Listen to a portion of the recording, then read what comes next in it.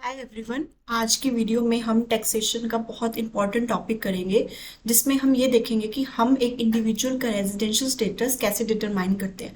Why it is being important to determine for the residential status of a person, because every assessee has a different kind of tax liability based on their residential status. तो अभी हम देखेंगे, क्योंकि tax liability सबकी different है according to their residential status, इसलिए बहुत important होता है कि हम उनका रेजिडेंशियल स्टेटस डिटरमाइन करें।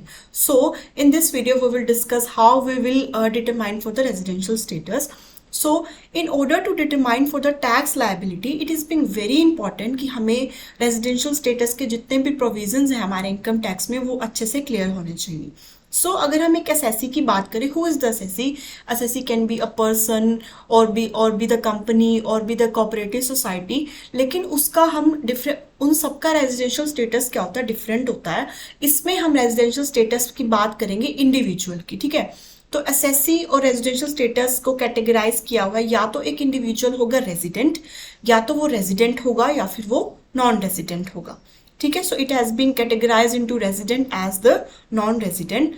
And next, resident is further classified. Resident को और क्लासिफिकेशन दी गई है, जिसमें जो रेजिडेंट है या तो वो रेजिडेंट बट ऑर्डिनरी रेजिडेंट होगा, या resident but not ordinary resident होगा। अभी हम सारा के सारा पढ़ेंगे कि कैसे इनको हम कैटेगराइज करते हैं और किस बेसिस पे और क्या प्रोविजंस है हमारे इनकम टैक्स एक्ट के कि इन्हें इस बेसिस पे क्लासिफिकेशन दी जाती है। इन्हें ये क्लासिफिकेशन दी गई है section 6 of the income tax, ठीक है। अब हम देखते हैं कि मैंने बताया आपको कि सेक्शन 6 के बेसिस पे इनको हमने जितना भी कैटेगराइजेशन दिया है वो दिया हुआ है बेस्ड ऑन सेक्शन 6। अब हम देखते हैं कुछ कंडीशंस हैं जो इंडिविजुअल को रेजिडेंट भी बनाती हैं और नॉन रेजिडेंट भी बनाती है। सबसे पहले हम कंडीशंस देखते हैं कि वो क्या कंडीशंस हैं। फॉर एग्जाम्पल, एक पर्सन है, अगर वो प्रीवियस ईयर, जब आपने असेसमेंट करनी है पर्सन की, जब डिटरमाइन करना है, उसके previous year, relevant previous year के प्रीवियस ईयर एक पर्सन है, वो 182 डेज इंडिया में रहा है या उससे ज़्यादा रहा है। सिंपल कि एक पर्सन है, 182 डेज से रह रहा है इंडिया में प्रीवियस ईयर में, या फिर वो उससे ज़्यादा रह रहा है, तो मतलब कि ये एक कंडीशन है। और दूसरी कंडीशन क्या है कि एक पर्सन 182 डेज नहीं रह रहा, वो क्या रह रहा है, 60 डेज रह रहा है इंडिया के अंदर during the previous year, same 60 days रह रहा है, बट प्लस साइन है यहाँ पे। 182 डेज में कोई और कंडीशन नहीं थी, सिर्फ 182 डेज था। इसमें यह है कि वो 60 डेज भी रह रहा है और वो 365 डेज भी रहा है ड्यूरिंग द लास्ट 4 ईयर्स, मतलब 4 साल अगर हम टोटल करते हैं ड्यूरिंग द प्रीवियस ईयर, तो वो टोटल 365 डेज रहा है, प्लस बिल्कुल प्रीवियस ईयर में वो 60 डेज रहा है। तो ये दो बेसिक कंडीशंस हैं जो कि फुलफिल होना चाहिए to make an assessee a resident. अभी हमने सिर्फ रेजिडेंट की बात की है, ना कि अभी हमने कैटेगराइजेशन नहीं किया रेजिडेंट का कि ऑर्डिनरी है या फिर नॉट ऑर्डिनरी है। हमने दो कंडीशंस पढ़ी, या तो 182 डेज में वो प्रीवियस ईयर में रह रहा हो या उससे ज़्यादा रह रहा हो, 60 डेज रहा है तो वो 365 days during the previous year 4 years में हमें वो भी देखना पड़ेगा, ठीक है। लेकिन इसकी एक पॉइंट बी जो कहता है कि 60 डेज वाला जो कंडीशन है उसका एक एक्सेप्शन है। फॉर एग्जाम्पल क्या है कि अगर एक इंडियन सिटीजन है, वो इंडिया को छोड़ के प्रीवियस ईयर में चला जाता है, क्यों? क्योंकि उसकी एम्प्लॉयमेंट हो गई है, मतलब उसकी बाहर जॉब लग गई है, या फिर वो किसी शिप का क्रू मेंबर है, ठीक है, तो 182 डेज वाली एप्लीकेबिलिटी होगी, 60 डेज वाली एप्लीकेबिलिटी नहीं होगी। मतलब हम पॉइंट ए को हम ये वाली एप्लीकेबिलिटी देखेंगे कि वो रेजिडेंट है या नहीं है, ना कि इस प्रोविजन को हम क्या कर देंगे, इग्नोर कर देंगे, ठीक है। और दूसरा प्रोविजन क्या है कि इंडियन सिटीजन जो है, कि जो प्रीवियस ईयर में एक पर्सन है वो इंडियन सिटीजन है या पीआईओ है और उसकी इनकम जो है वो लेस देन क्या है, लेस देन 15 लाख है, और उस इनकम के अंदर कोई भी फॉरेन रिसोर्सेज की इनकम नहीं है, मतलब जितनी भी इनकम है वो क्या है, फ्रॉम द इंडियन रिसोर्सेज। तब भी हम क्या देखेंगे, 182 डेज वाला हम क्या करेंगे, प्रोविजन देखेंगे, ना कि 60 डेज वाला प्रोविजन। इसे समझना बहुत इंपॉर्टेंट है कि ये दो एक्सेप्शंस हमें अच्छे से आनी चाहिए कि बेसिक कंडीशंस हो गई, बेसिक कंडीशंस 182 डेज और क्या थी 60 days plus 365 days during the 4 years. और लेकिन बी पॉइंट की एक एक्सेप्शन है कि अगर वो बाहर जॉब करते हैं या फिर वो क्रू के मेंबर हैं या फिर अगर उनकी इनकम जो है 15 लाख से एक्सीड नहीं करती है, यहाँ पे नोट है do not exceed for 15 lakhs, और उस इनकम में कोई भी फॉरेन सोर्सेज की इनकम नहीं होगी, तो आप ए पॉइंट का बेसिक कंडीशन देखेंगे, डेट इज 182 डेज वाला, to declare an individual as a resident of the non resident. ठीक है, अब हमने बेसिक कंडीशंस देख ली।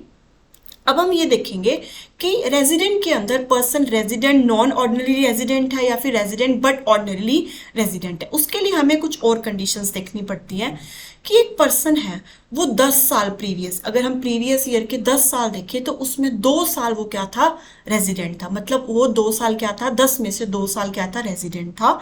और वो प्रीवियस ईयर में 730 डेज रहा है during the relevant previous year, मतलब प्रीवियस ईयर के 730 डेज वो इंडिया के अंदर रहा है। ये एडिशनल कंडीशंस है। ठीक है, अभी हम आगे बस इतना देखो, ये कंडीशंस है कि एडिशनल कंडीशंस क्या है कि 10 साल में से 2 साल वो रेजिडेंट होना चाहिए और 730 डेज वो प्रीवियस ईयर में रहना चाहिए। सो बेसिक कंडीशंस 2 पढ़ी थी हमने, 182 डेज वाली 3 और 60 days plus 365 during the 4 years. ठीक है, और एडिशनल में हमने पढ़ा कि 10 में से 2 साल वो रेजिडेंट होना चाहिए और ड्यूरिंग द प्रीवियस ईयर वो 730 डेज हमारे पास रहना, मतलब हमारे इंडिया में रहता हो। ठीक है, अब हम कैटेगराइजेशन करेंगे, अब बहुत ईजी है। लाइक फॉर एग्जाम्पल, अगर मुझे किसी पर्सन को कहना है कि वो रेजिडेंट है बट ऑर्डिनरी रेजिडेंट है, तो मैं कहूँगी कि उसकी एक बेसिक कंडीशन, कोई भी बेसिक कंडीशन पूरी हो जाए, या तो वो 182 डेज वाली पूरी हो जाए या 60 प्लस है। ऐसा नहीं है कि 60 अलग करना है या फिर 365 अलग करना है, 60 plus 365 days during the 4 years. Remembers during the 4 years वो 365 डेज रहना चाहिए टोटल करके। तो उस दोनों में से कोई भी एक बेसिक कंडीशन पूरी हो जाए और उसकी दोनों एडिशनल कंडीशंस पूरी होनी चाहिए। दोनों एडिशनल कंडीशंस हमने क्या पढ़ी थी कि 10 साल में से 2 साल वो रेजिडेंट होना चाहिए और 730 डेज वो ड्यूरिंग द प्रीवियस ईयर रहना चाहिए। ठीक है, तो हम उससे क्या डिक्लेयर कर देंगे, रेजिडेंट बट ऑर्डिनरी रेजिडेंट। ठीक है, वेरी इजी कि resident but ordinary resident, simple है, एक बेसिक और 2 एडिशनल। नेक्स्ट इज, लेकिन अगर पर्सन, मैंने बताया था कि एक अजम्पशन थी बी पॉइंट की, लेकिन अगर पर्सन इंडिया को लीव कर देता है या फिर उसकी जो इनकम है वो लेस देन 15 lakhs है, तो जो यहाँ पे लिखा हुआ है कि आप बेसिक कंडीशन देखेंगे फॉर ROR, तो आप उसकी कौन सी बेसिक कंडीशन देखेंगे, हम ऑलरेडी पढ़ चुके हैं 182 डेज वाली, ना कि 60 डेज वाली। ठीक है, ये सिंपल सा पॉइंट है, ऑलरेडी हम पढ़ चुके हैं। अब RNOR क्या होगा, RONOR क्या होता है कि आपने 1 बेसिक कंडीशन पूरी करनी है, कोई भी करो, 182 डेज वाली करो या 60 डेज वाली करो, लेकिन 60 डेज वाली उन लोगों के लिए नहीं करनी जो कि एम्प्लॉयमेंट कर रहे हैं बाहर या उनकी इनकम एक्सीड नहीं कर रही है या फिर वो क्रू के मेंबर है। तो आप पहले वाली कंडीशन देखेंगे, कौन से वाली, 182 वाली। अगर वो नॉर्मल है, एक्सेप्शनल केस नहीं है, तो आप दोनों में से कोई भी बेसिक कंडीशन को पूरा कर दो। और कंडीशनल जो कंडीशंस, दूसरी कंडीशंस थी, कौन सी एडिशनल कंडीशंस, इसमें 2 और 10 था और 730 डेज थे, उसमें से आप कोई एक कंडीशन पूरी कर रहे हैं या फिर दोनों ही नहीं कर रहे, तो वो क्या हो जाएगा, RNOR। अगर आप दोनों कर देते हैं तो आप बन जाएंगे ROR।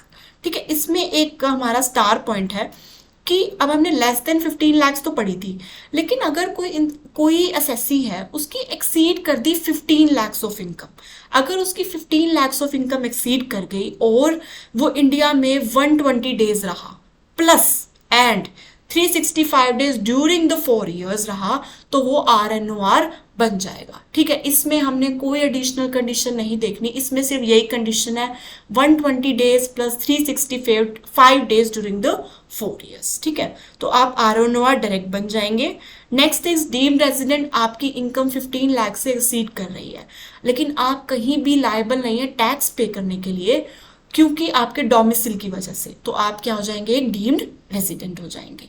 ठीक है, नेक्स्ट इज NRI, बहुत इजी है, आप कोई भी बेसिक कंडीशन पूरी नहीं कर रहे हैं और ना ही बेसिक कंडीशन कोई पूरी कर रहे हैं और ना ही कोई कंडीशनल आप पूरी कर रहे हैं, सिंपल है, इसमें कुछ भी पूरा नहीं हो रहा। अब हमें सिंपल रिव्यू करना है, ध्यान से देखना है। हम पढ़ चुके हैं कि रेजिडेंट हमने पढ़ा था, ये सारी क्लासिफिकेशन हमने सेक्शन 6 में करी। रेजिडेंट कौन कौन से होते हैं, ROR, ठीक है, कि रेजिडेंट बट ऑर्डिनरी रेजिडेंट, जिसमें एक बेसिक कंडीशन पूरी होगी और 2 एडिशनल पूरी होंगी। लेकिन पॉइंट ए के लिए आपने कहा था पॉइंट ए लगेगा। पॉइंट ए क्या था, 182 डेज लगेंगे अगर आपकी एक्सेप्शंस है, जैसे कि आप बाहर मतलब जॉब कर रहे हैं या क्रू मेंबर है, तो आपको फर्स्ट वाली बेसिक मतलब 182 डेज वाली ही पूरी करनी पड़ेगी। आरओआर के बारे में हमने इतना ही पढ़ा था। अब आरएनओआर के बारे में हमने क्या पढ़ा कि 1 बेसिक प्लस 0 या फिर कोई भी एडिशनल कंडीशन को आप पूरा नहीं करते हैं या फिर आपकी इनकम एक्सीड कर रही है 15 लाख से। हमने क्या है इसका टाइमलाइन पढ़ी थी, 120 days and 365 days during the 4 previous year. ठीक है, तो ये हमारा आरएनओआर था। और लास्ट था हमारा डीम्ड रेजिडेंट, कि आप कहीं भी लायबल नहीं है पे करने के लिए due to your domicile. This is how you determine for your residential status. Remember basic conditions, additional conditions and basic conditions की कुछ एक्सेप्शंस है कि आप बी पॉइंट को नहीं देखेंगे। और आरएनओआर क्या होता है, आरओआर क्या होता है और डीम्ड रेजिडेंट क्या होता है, ये 3 चीजें आपके लिए बहुत ज्यादा इंपॉर्टेंट है। एंड अकॉर्डिंगली हम टैक्स लायबिलिटी को मतलब अकॉर्डिंगली इस स्टेटस के बाद टैक्स लायबिलिटी जो होती है वो क्रिएट होती है। ठीक है, so in the next video we will discuss for the residential status for the company, cooperative society, AOP और taxable incomes कैसे चार्ज होती है based on the residential status।